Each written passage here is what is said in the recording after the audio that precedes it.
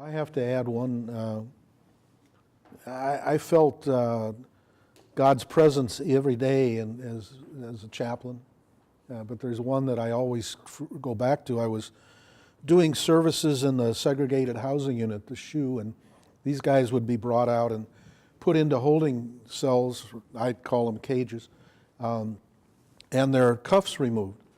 And then the cuff door, which was a little door in the front of the door, would be locked back up.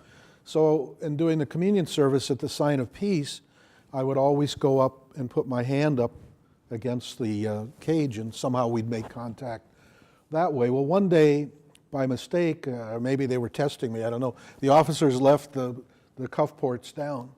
And so when it came time for the sign of peace, the first guy in the row was someone who had been in solitary confinement at that time for 19 years.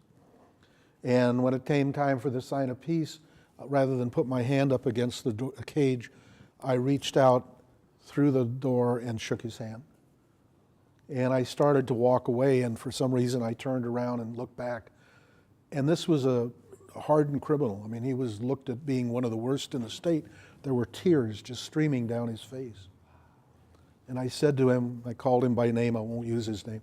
I called him, I said, what did I do wrong? He said, I've not shaken anyone's hand in 19 years. And at that moment, I realized that my ministry there was not just to do services and bring the Eucharist to those who could receive and wanted to receive. My commission there was to bring dignity to these men.